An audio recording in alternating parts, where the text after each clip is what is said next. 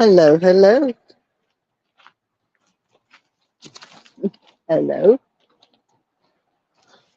hello. Bay Lady here, coming live from Ellicott City, Maryland. Historic Ellicott City, Maryland. Boy, is there some history here. Okay, hold on. Pause that for a second because I'm getting a crazy message that this is not coming up on Facebook again.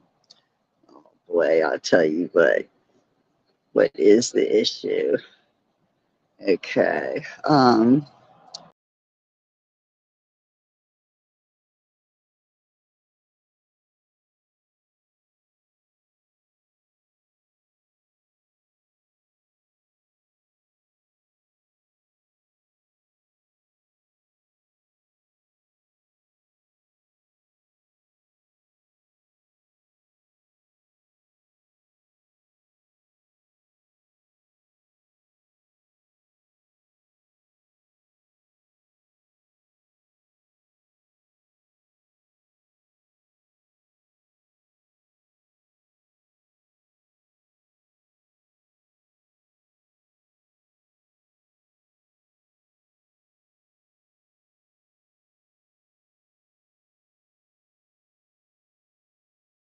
Probably need to get rid of that to maybe delete this app and download it again. I don't know.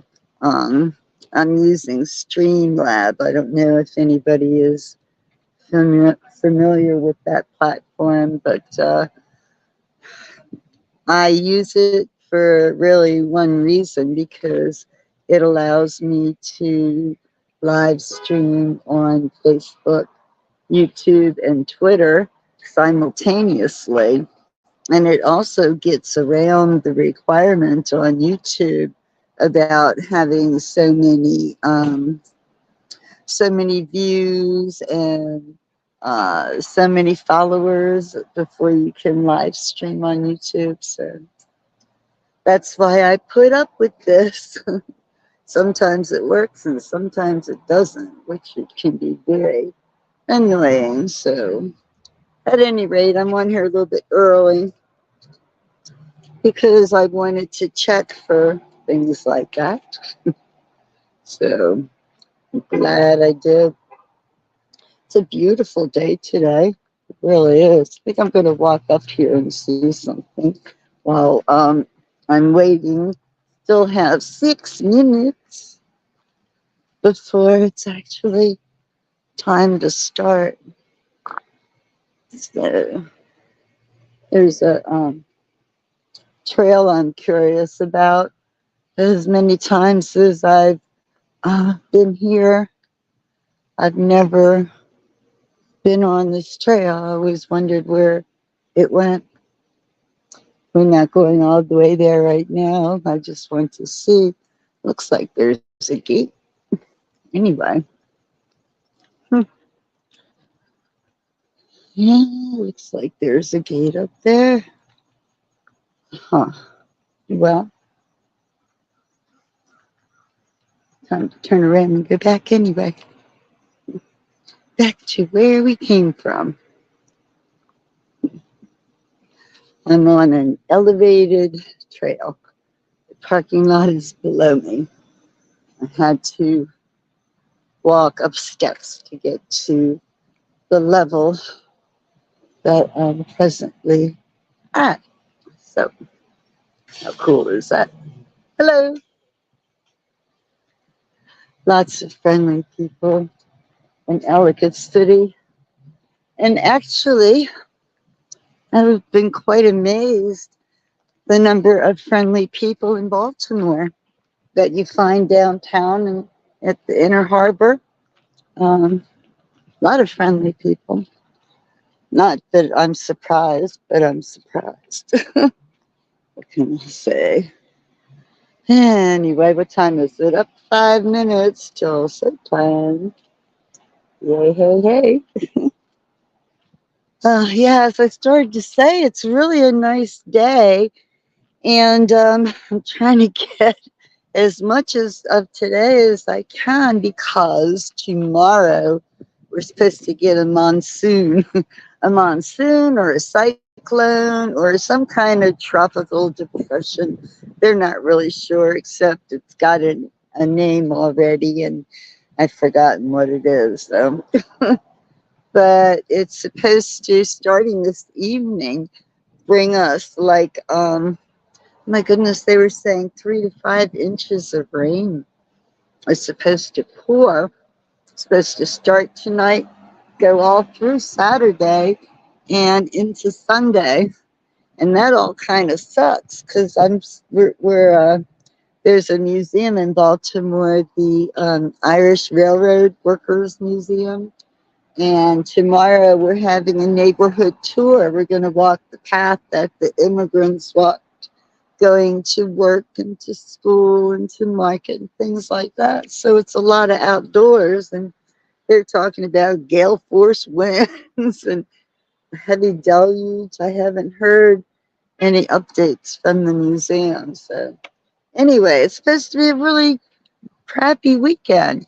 I was hoping it would be better. On Sunday, I wanted to go out to dinner somewhere where we could be outside, but doesn't sound like that's going to be a good idea. What time do we have? 3 minutes till showtime.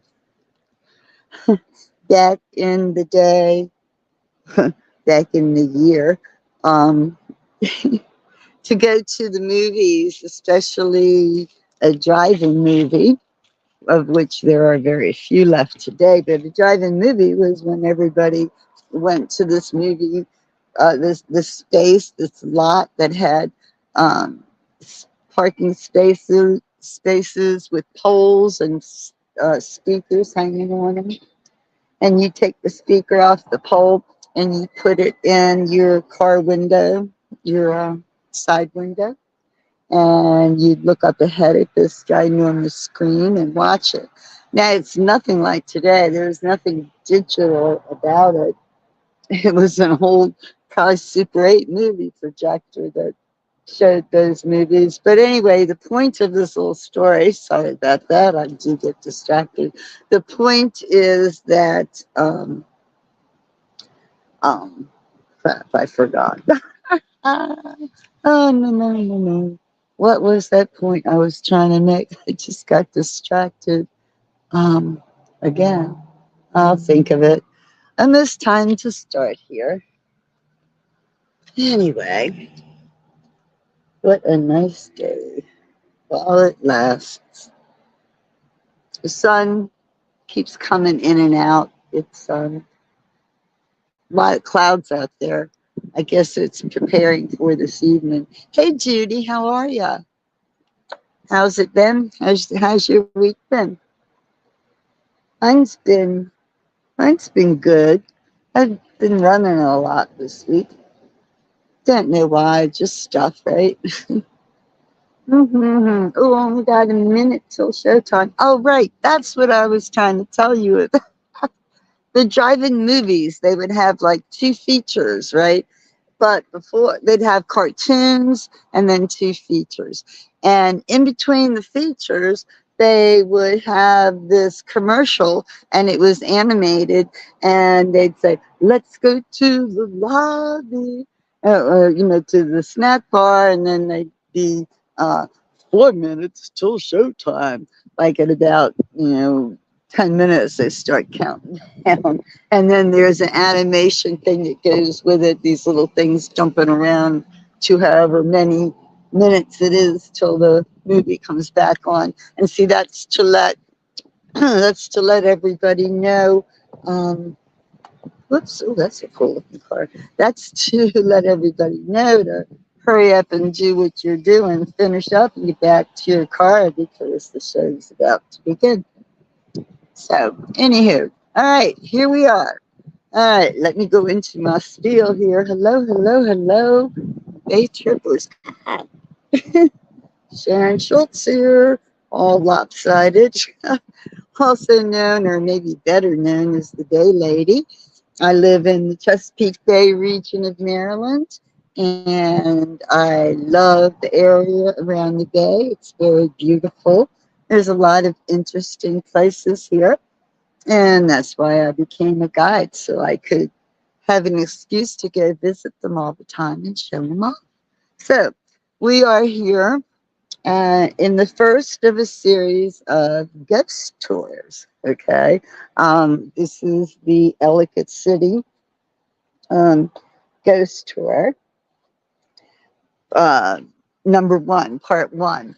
I have several. Okay, part one covers the lower end of Main Street. Part two is the upper part of Main Street.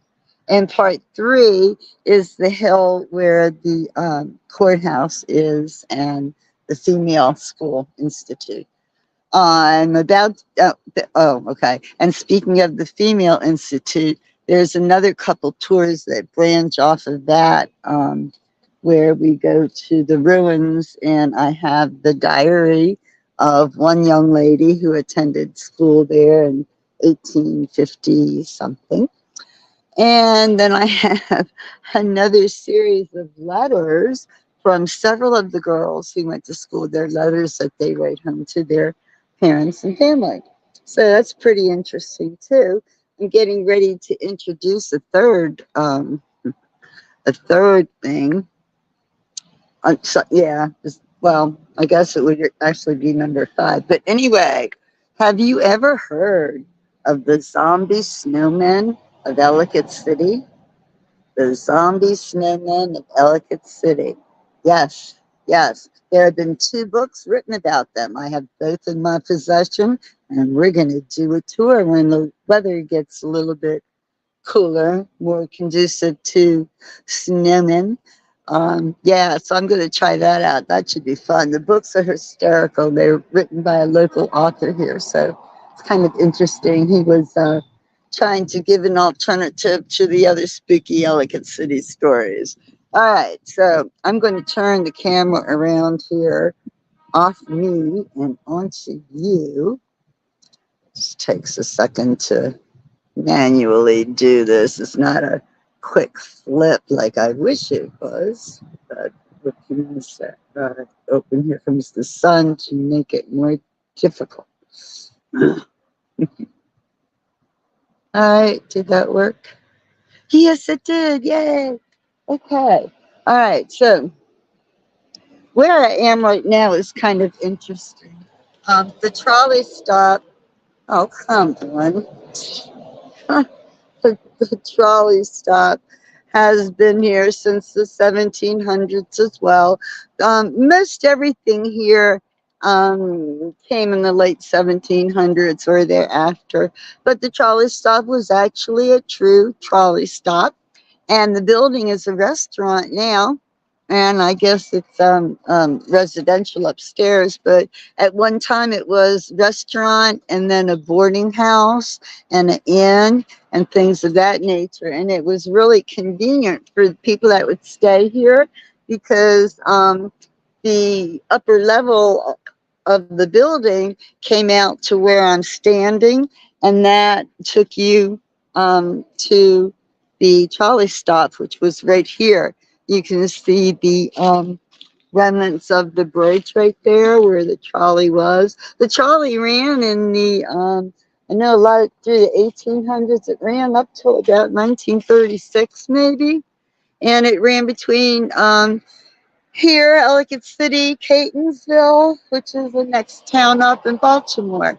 And apparently, even back in the 1800s, there were a lot of people that lived here in Ellicott City that commuted and worked in Catonsville. So that's kind of cool. What you're looking at dead ahead is the mill. Okay.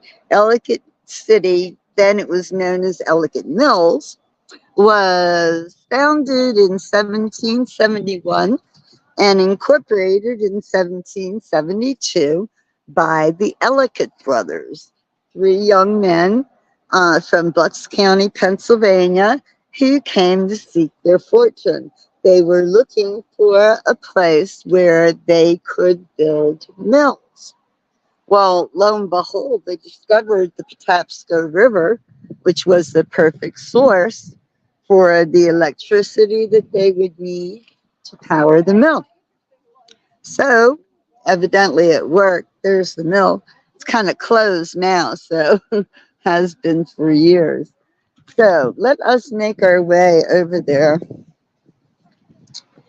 and down these cute little stairs. This is a path I may have to explore. I think I see a gate at the end of it, but I'm not sure. I haven't been down that way. There are so many trails in Ellicott City. I mean, it's like you never know where you're gonna end up.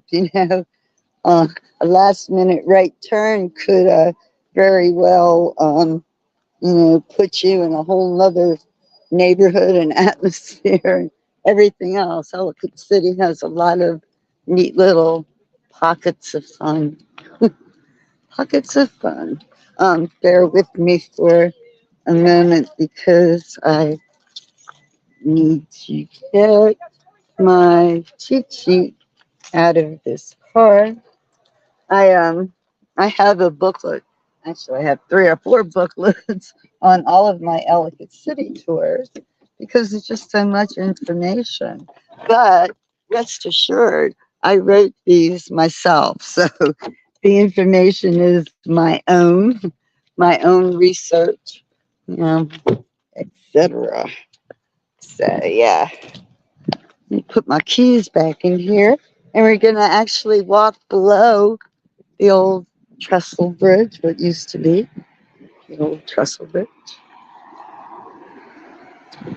This street here goes winding up the hill there and leads to another community similar to Ellicott City called Owella. But Owella was more residential, where Ellicott City has the mills and lots of businesses. Of course, there's a mill in Owella too, but they're everywhere, really. This is the beautiful Patapsco River, the source of all their hope. Definitely the source of their hope.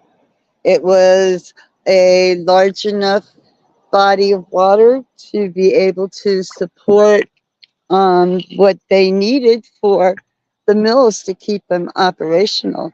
There were a number of mills up and down this river between here and Baltimore, and I'll tell you more about that later. We're going to cross the bridge into Ellicott City.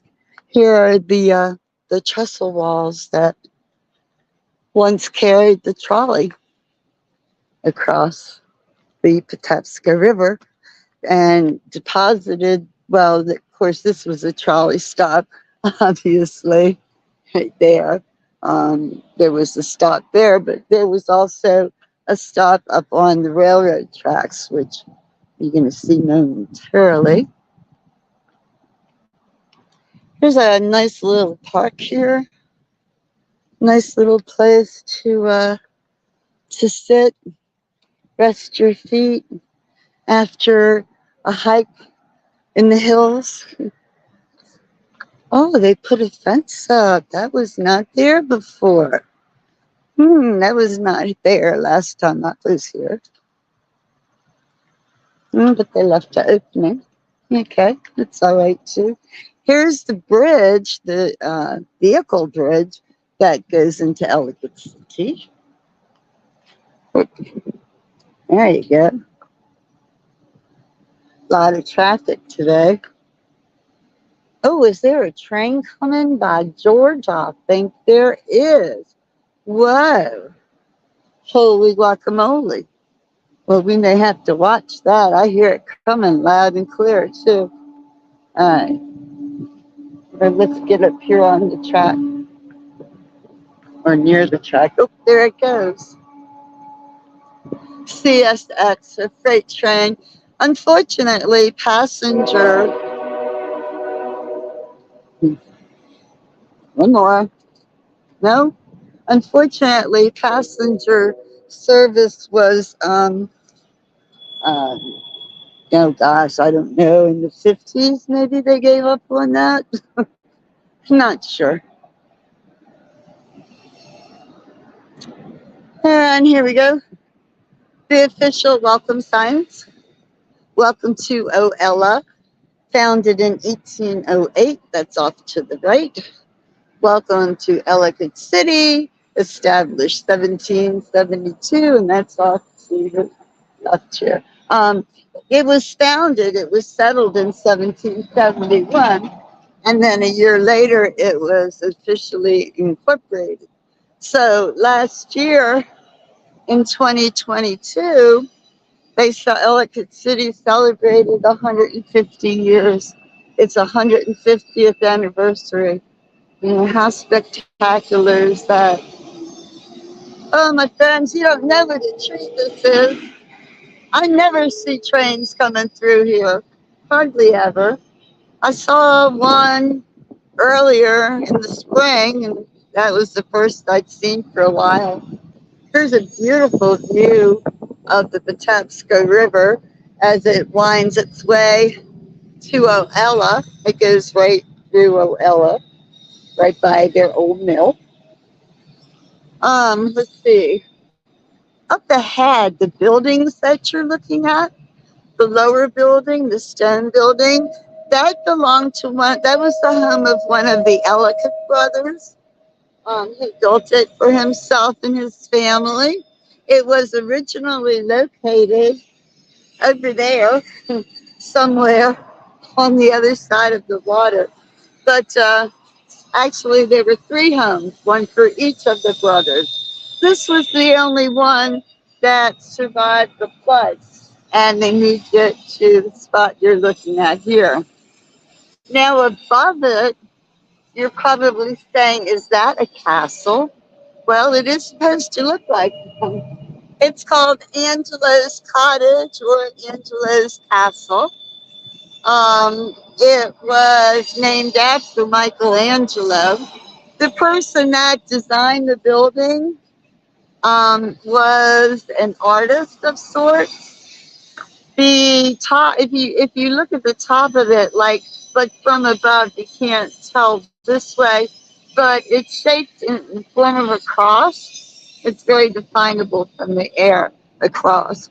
It has um, uh, stained glass windows, the arched windows. It has a basement, like a dungeon kind of basement, and it's privately owned, but it was a rooming house, a boarding house for much of its previous existence. And the guy that built the house became discouraged with the area, and so he moved on and eventually died. And some say he comes back to punish the tenants that don't have artistic abilities. As long as there's all artists living in the house, it stays quiet. But if you have a non-artist, it's said that the ghost will escort that person down to the dungeon and kick them down the steps to the river below. Nice story, right? Okay, we're coming into Ellicott City. We're in a whole different county right here. Baltimore County is Oella and the mill, and Howard County is Ellicott City itself, Ellicott City proper. So, and this is the iconic railroad bridge. Welcome to Ellicott City. Oops, better be careful crossing here. As a matter of fact, let me go over here.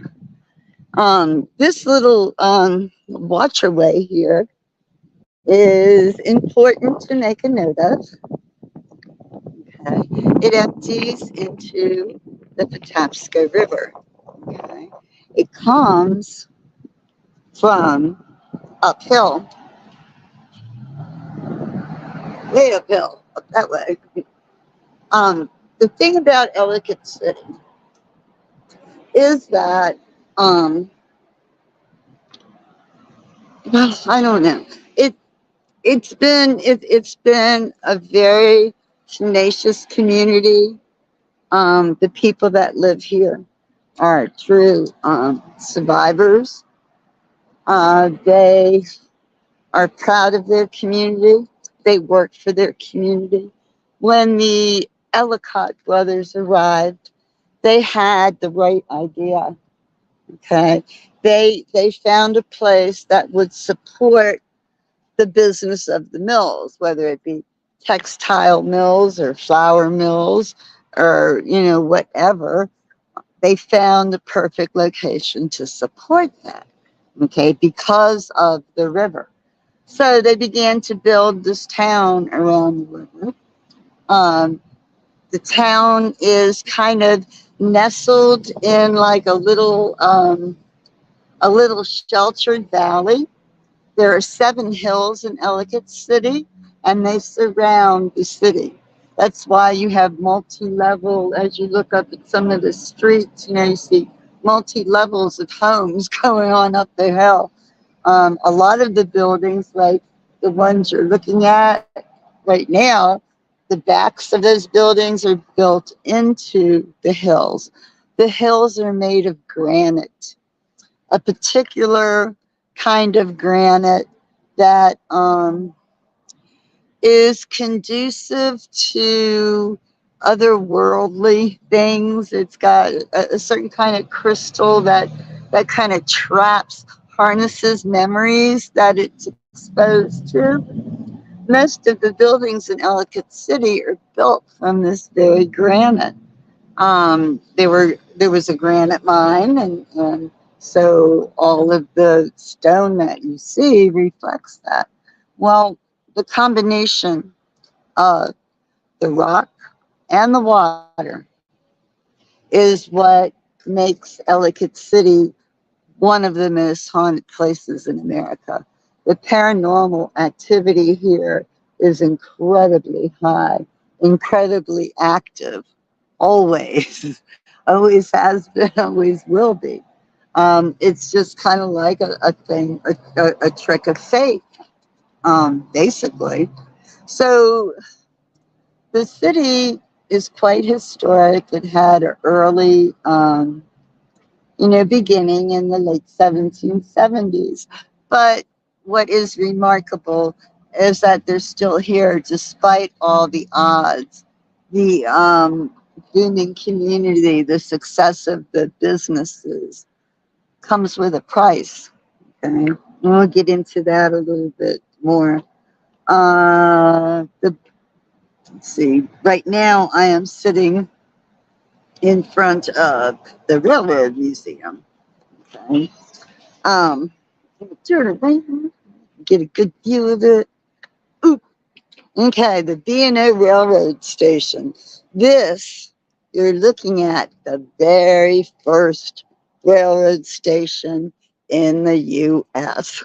Seriously, this was it, the very first.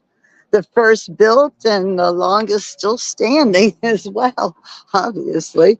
Yeah, it was constructed in 1831. It was like really instrumental during the Civil War. The train tracks came from Baltimore. I mentioned earlier that I have a gig tomorrow with the Irish Railroad Workers Museum. They're doing a neighborhood tour.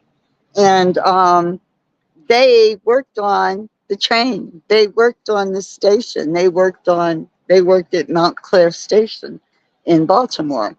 And so this was the first set of track open, 13 miles from Baltimore to Ellicott City, the first train station built.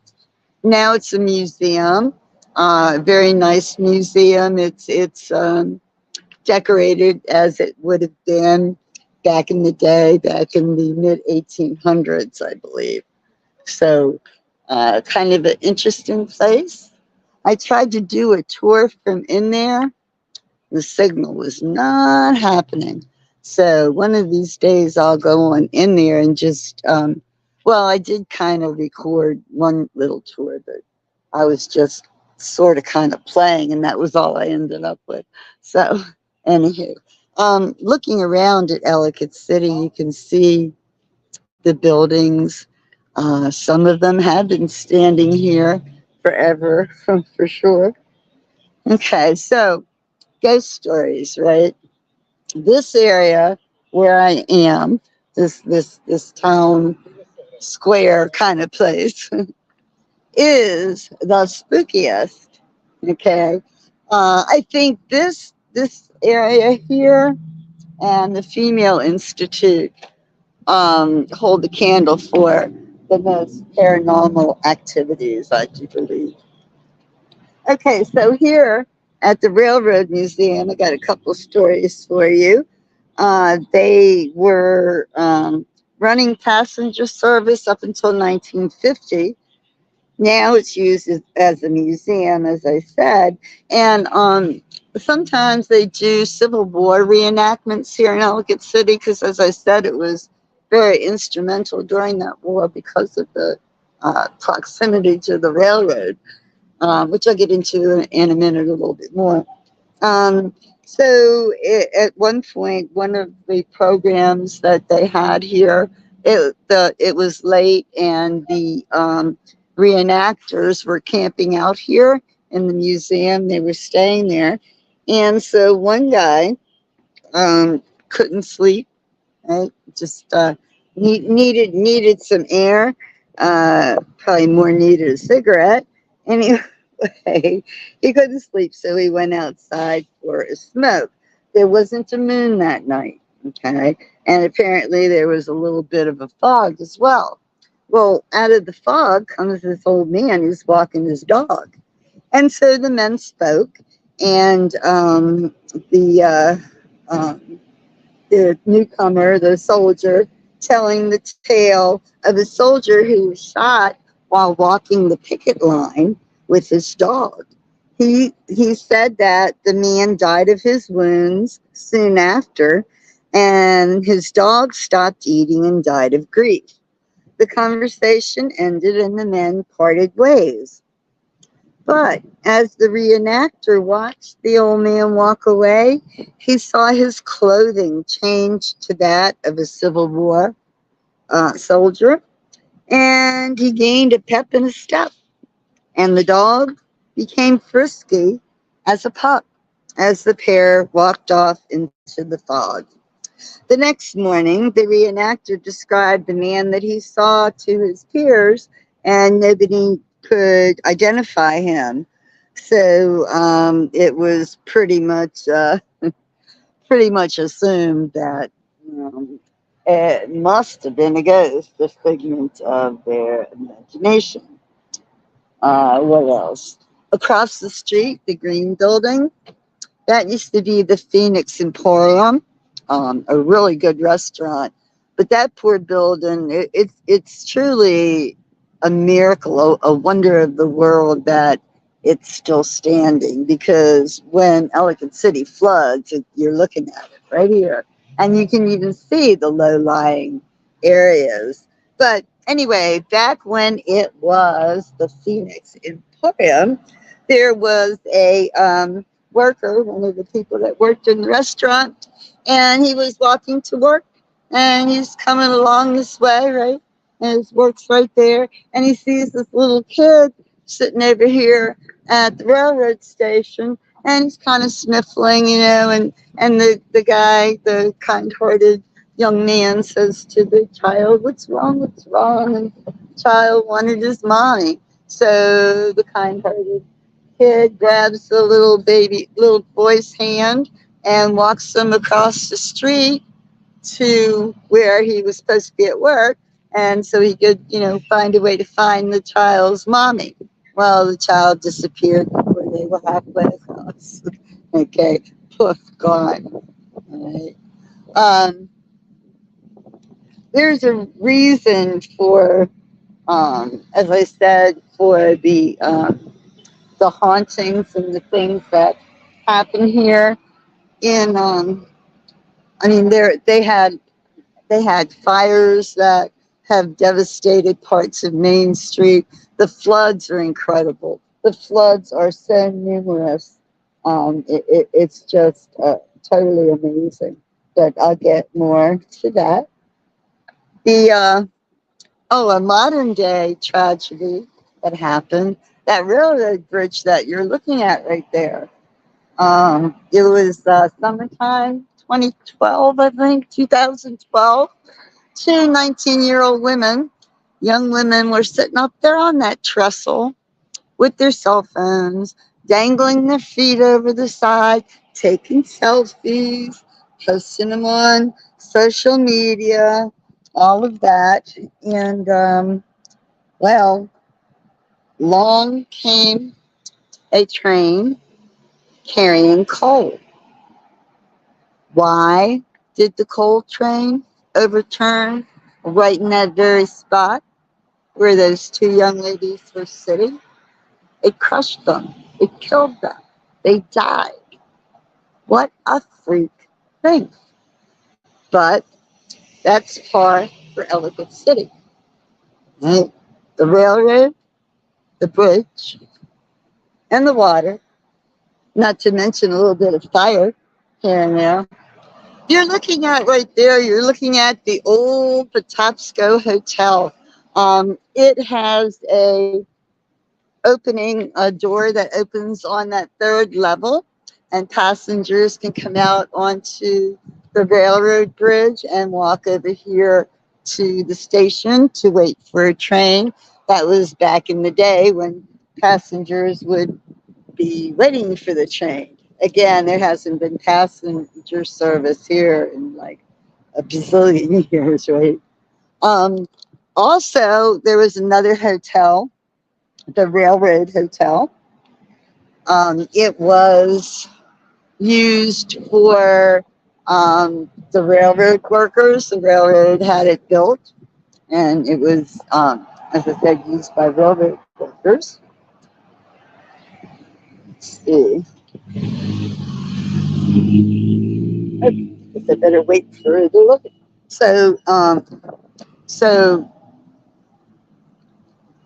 the Railroad Hotel is the tallest building in Ellicott City. 1, 2, 3, 4, 5 stories.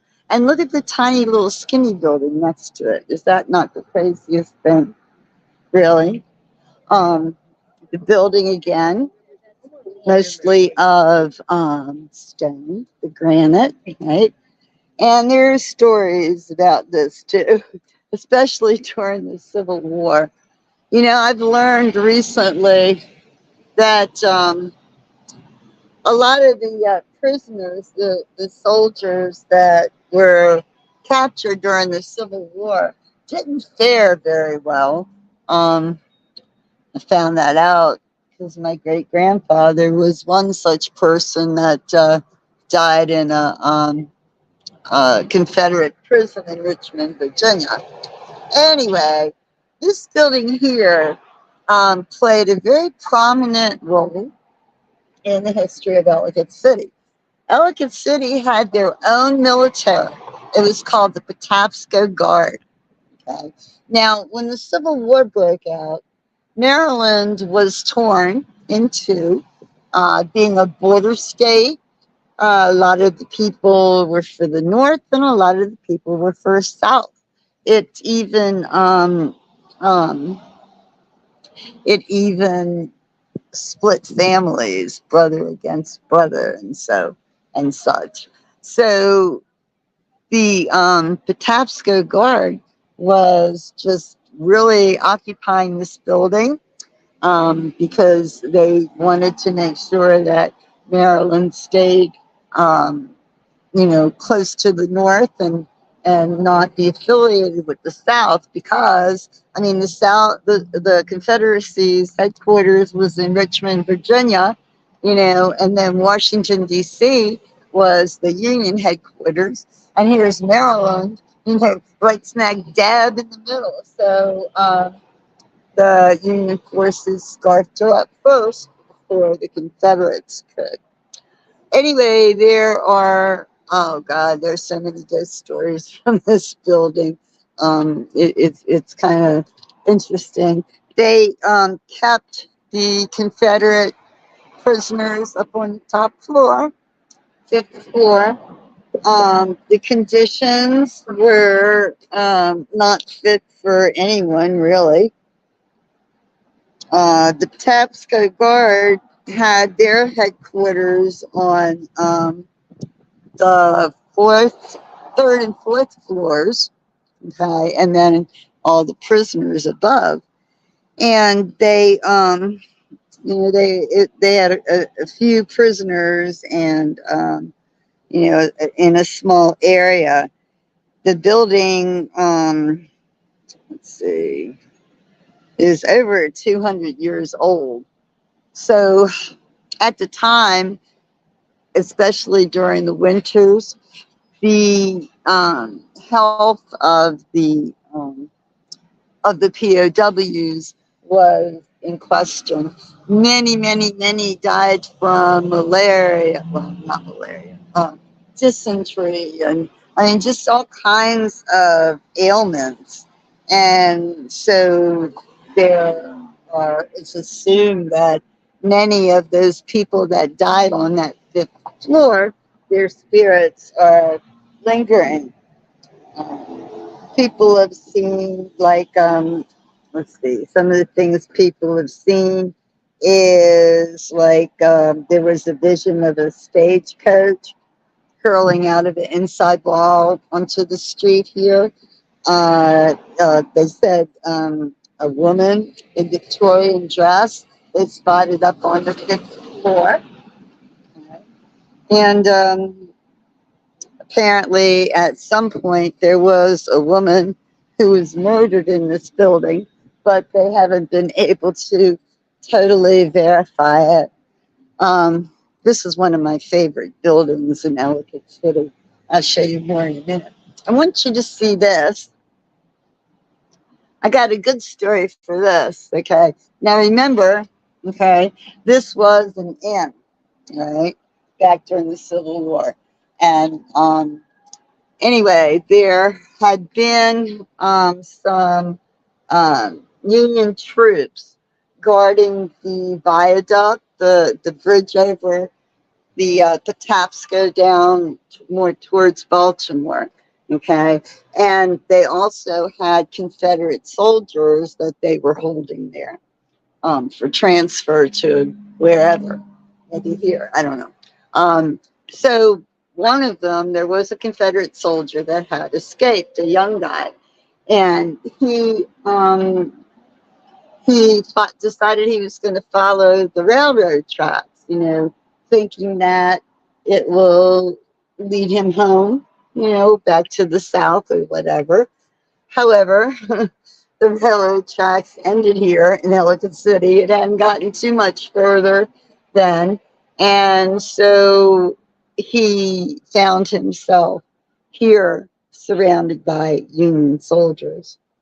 So he was going to hide in the hotel, right? And so he started running up the steps, and he got most of the way up when a couple of Union soldiers came out and saw him. And they had already gotten word that, and were on the lookout for a Confederate escaping. Anyway, they saw him. The Confederate guy saw him. He turned, ran down the stairs. Union soldier shot the Confederate guy in the back.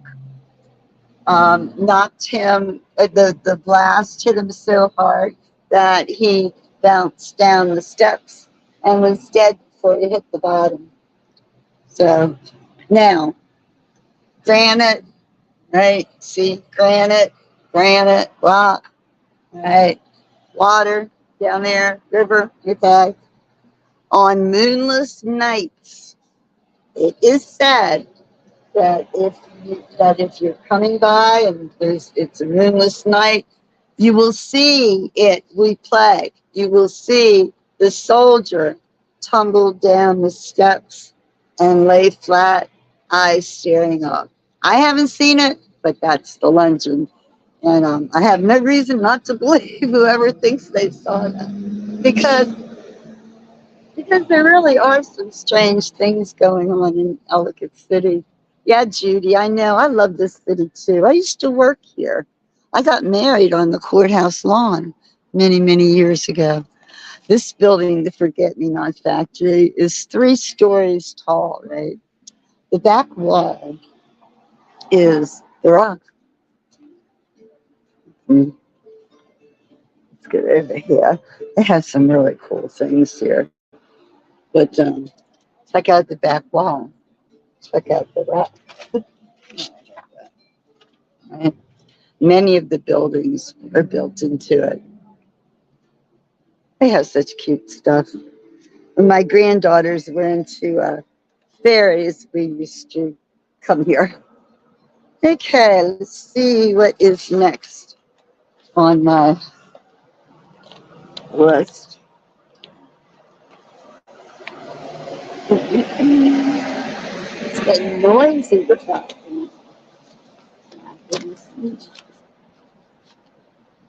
I wish there was a way I could set this down so I could straighten out my notes here that are falling all over the place and don't know why. All right, I am going to set you guys down somehow or another. Just bear with me here. Let's see if it will do it. If it will let me lay it down. Sorry, you guys are looking at concrete.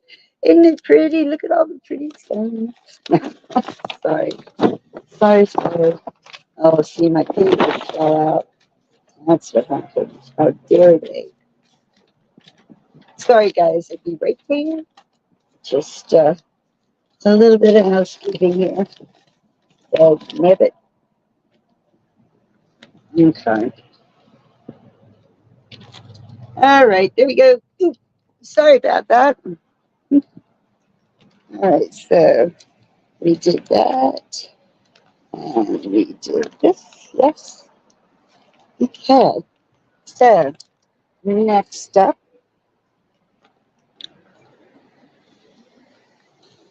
is tweaks and mumbles. Look at this. Oh, well, I'm going to come down the other side on the way back to show you all on this side of the street. But those murals or paintings, they're new. They're new. They're very cool. Huh, I love new stuff. Always a treat. Happy feet. We're going to our next stop. Used to be a toy store. And it looks like it's a toy store again. I'm not sure. I haven't been in there.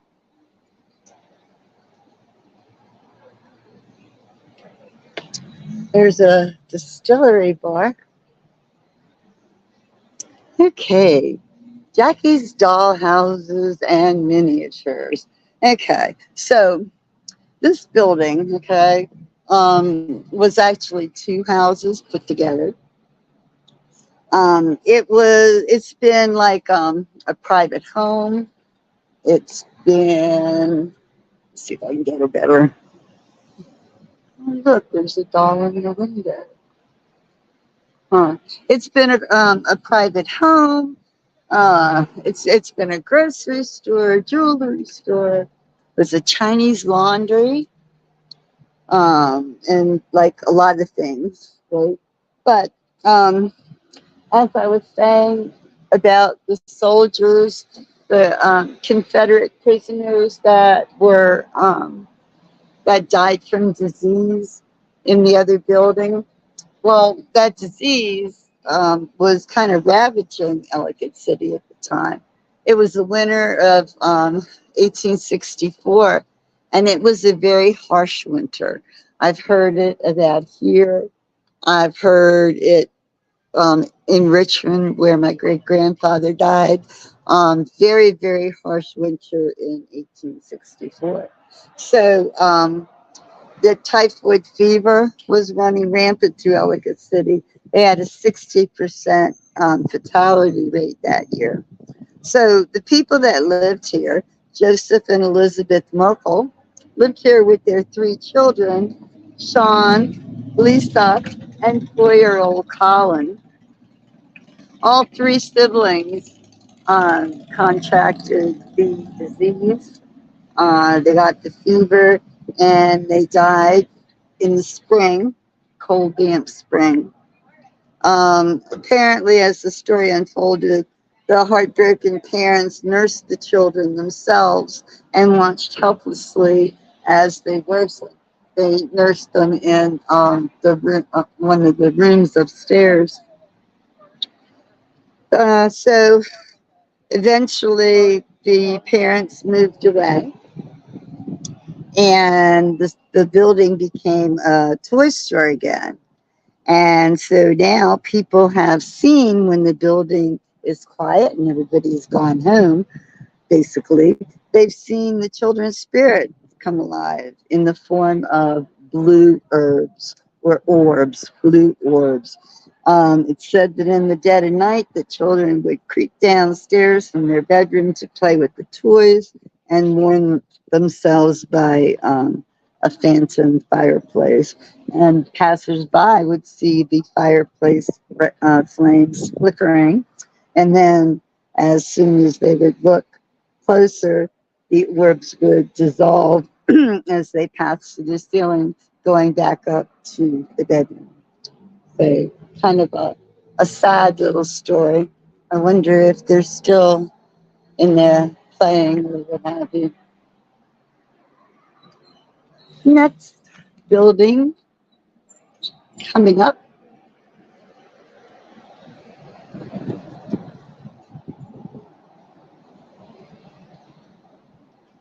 Mhm.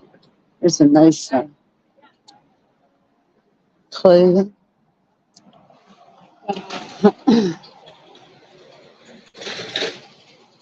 There's a little market.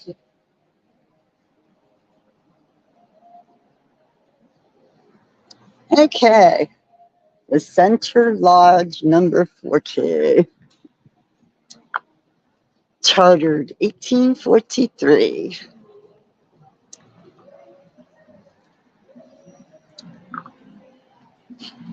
There you go, the Center Lodge, right? This building was built like, well, it's chartered in 1843, so it was built before that. It it became home to the Independent Order of the Odd Fellows, Center Lodge number 40, and it still is. It's one of the town's oldest charities. So the story goes here that during the 1970s, the son of one of its members was inducted into the lodge.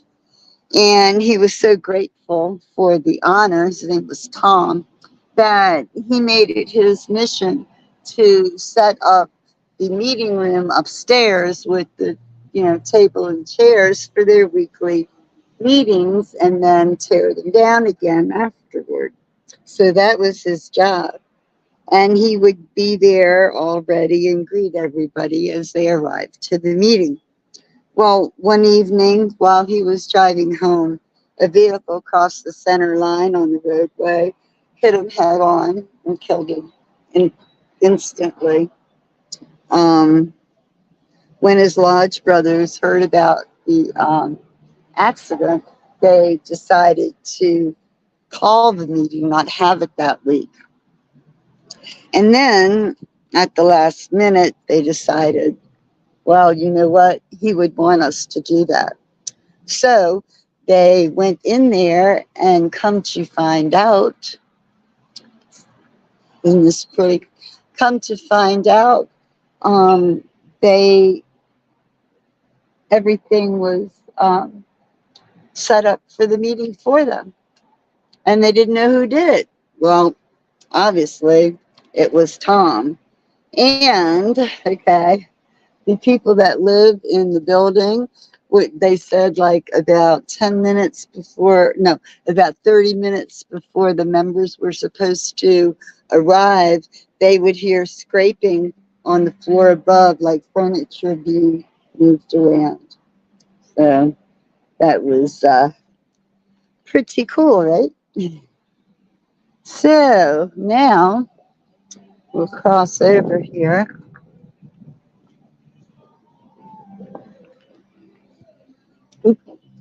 Look at this pretty purple store, the Stone House Collective. Isn't that cool? Huh.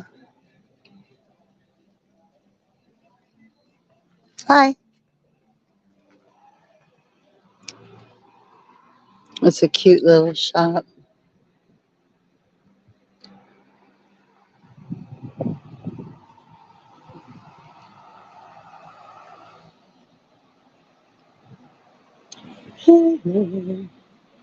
Okay, we're almost there. Huh, I wonder where that goes. Hmm. Hold on. Okay, the Children's Museum. That's up top the hill.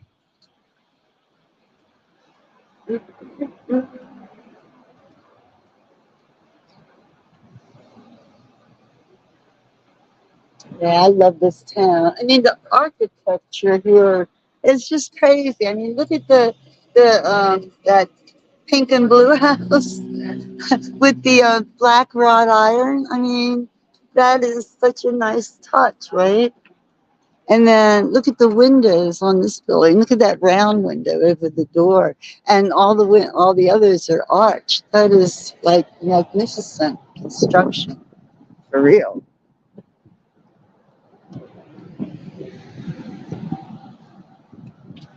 Okay, we're gonna head down Tiber Alley here.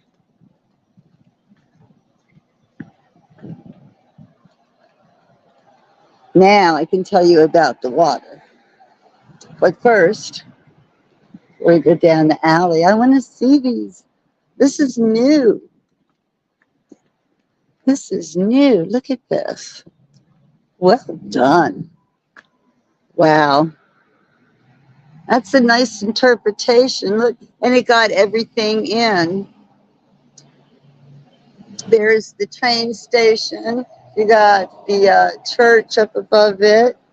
I mean, not the train station. Sorry, the little fire department station there. That little yellow churchy looking building. So that's that is looking.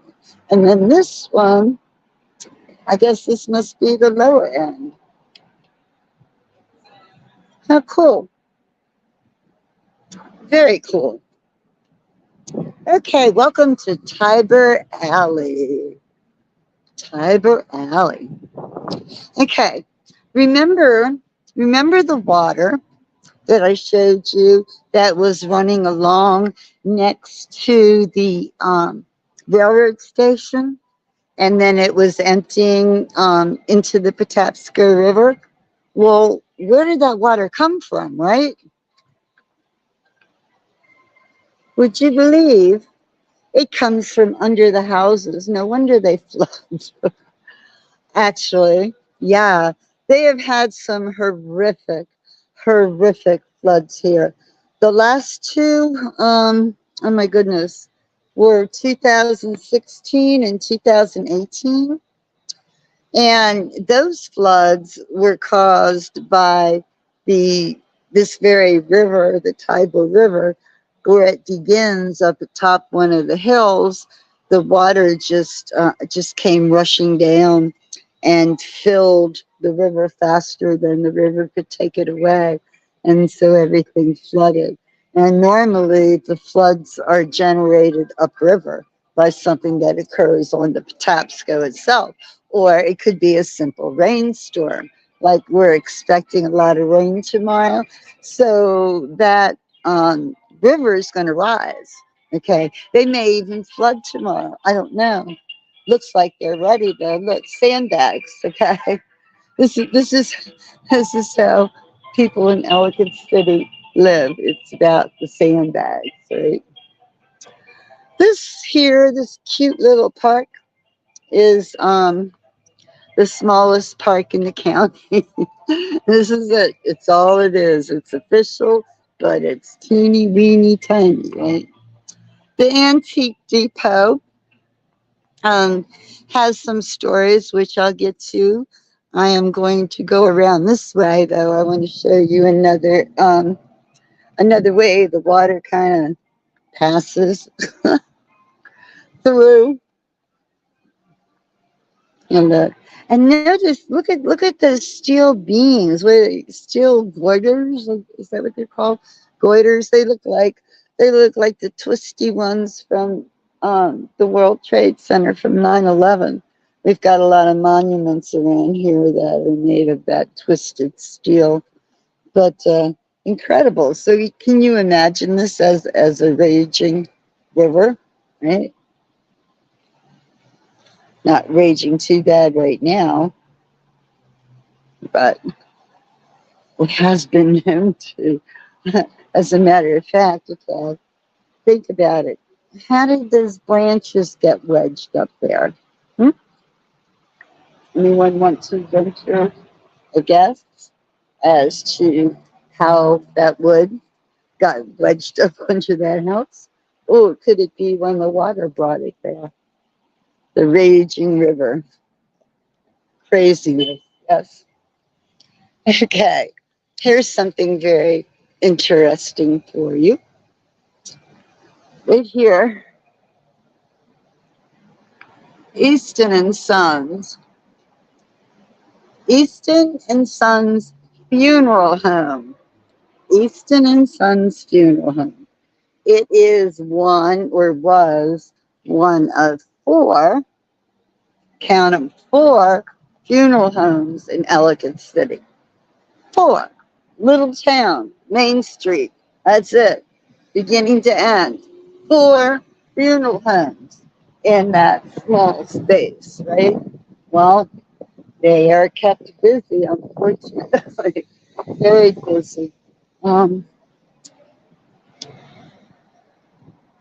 oops. They were before the funeral home, they were a livery stable. Well, they were a livery stable too. Um, let's see. Blah, blah, blah.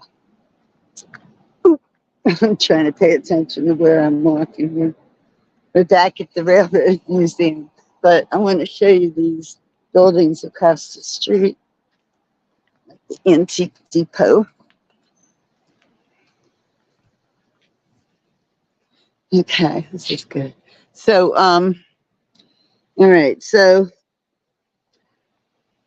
Clark's had some ghostly issues as well. It's kind of funny. Edward T. Clark and Sons, Easton Funeral Home. The Edward T. Clark's and Son is what is now the Antique Depot. Okay, so that's Edward T. Clark's. On the corner right here is the Phoenix Emporium, and next door to that is the funeral home, Easton and Sons, right?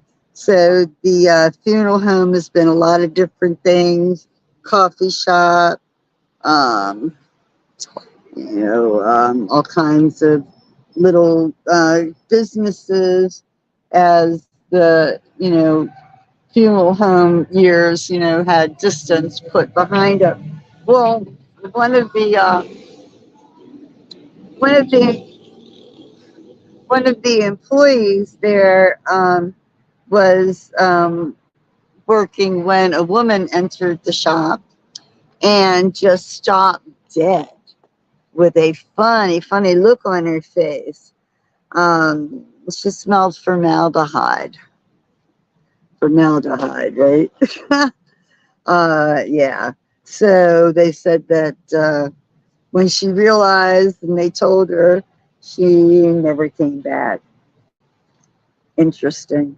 Also, they have like little things happen, like I don't know, stuff put away wrong, dishes turned over, little pranky things, right? Now, as far as the antiques depot, it it was a feed store, like a farm store. Like you can see the door on the end up there, the wide door where they would pull the wagons in, right?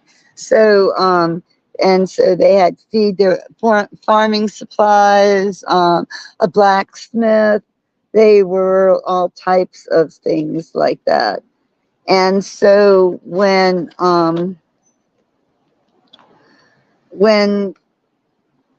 and also the Phoenix Emporium, that was a family restaurant that had at the time. So one of the worst incidents that they had here um, was a freak storm that occurred in 1868. It it was let's see, was it July of 18? Anyway, they called it the Great Flood of 1868, and so it was that um, they got a record amount of rain in a short period of time. Okay, um, let's see. Let me just read you. In 1868, a massive flood ravaged the Patapsco River Valley, killing dozens. As the storm approached and the skies darkened, Main Street shopkeepers lit their lamps, and some walked up the hill to watch as the river rose. Within a half hour, it had risen 25 feet. So fierce was the raging river that when the floodwaters hit the first dams, it formed a wall that rolled back on itself, sending spray 20 feet high before breaking through. 14 homes were destroyed by a large wall of water. 14 homes bit the dust that day. Um, Families along the river were seen clinging to the rooftops. They climbed to the rooftops of their homes as the water started rising.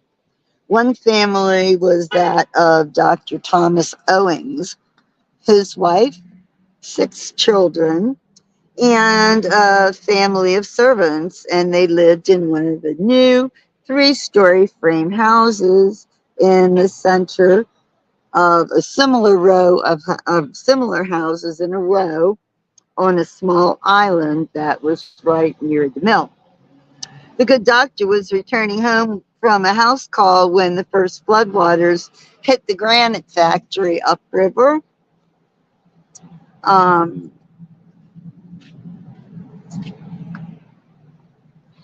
then, so the granite factory had 20-foot thick walls. There were stone, and the river swept it away, tore it away. I mean, gone. Those who took to the hills up above Ellicott City watched in horror as they saw and heard the terrified screams of the men, women, and children that were trapped on their rooftops. Dr. Owens climbed to the top of a stone building on the hillside where he called to his wife to take the children to the top floor. Inside the Owens home, these head of the servants family, he chopped a hole in the roof rafters and pulled everybody up one by one onto the roof. But when the river combined with the debris from the granite factory, it tore at the foundations of the row of houses one by one, creating a domino effect. As one house was destroyed, the stranded people would jump to the roof of the next.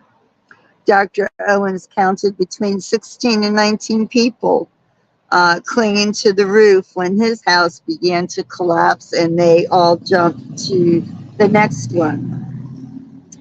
Unfortunately, the screams did not die until the last home went down, pulverized from the debris from the granite factory. 3 dozen souls lost their lives just from that little row of homes that day, swept away to their deaths in the churning waters of the Patapsco River. The neighbors had to physically restrain the good doctor who would have dove into the waters in a fruitless attempt to save his family.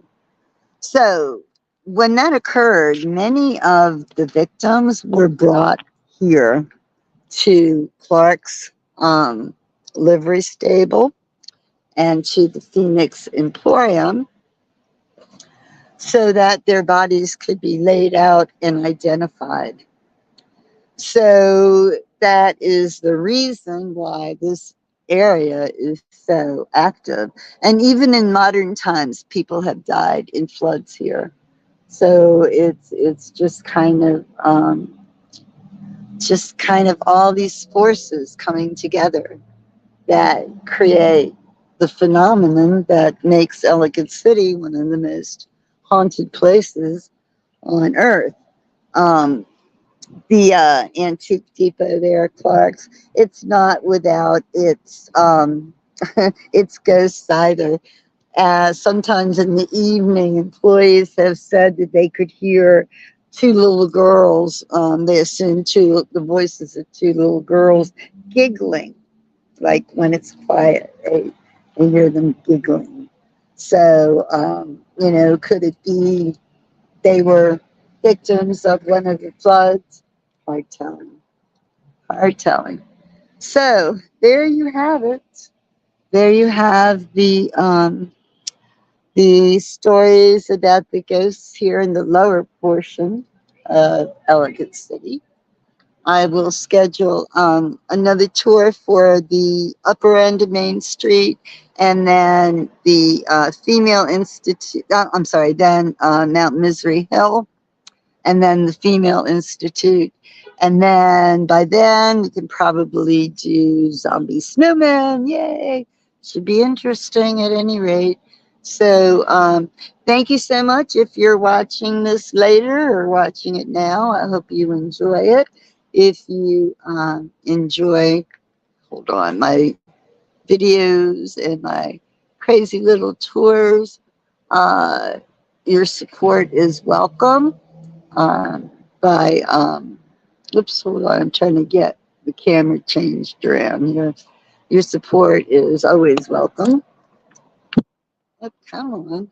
There we go. I need that. Doink. There I am. Okay. All right. That works. So, yeah, your support is always welcome. You can see me at buymeacoffee.com. I love coffee. In fact, I think I'm going to go get some anyway. Oh, thanks, Judy. I'm glad you enjoyed it. I love this place. I'm going to go walking around myself. I think I'm going into that building, the Forget Me Not. I love that place. All right, guys. Thank you so much for joining me. It was fun. See you soon, okay? Bye. Okay. Now, end button. Thank you.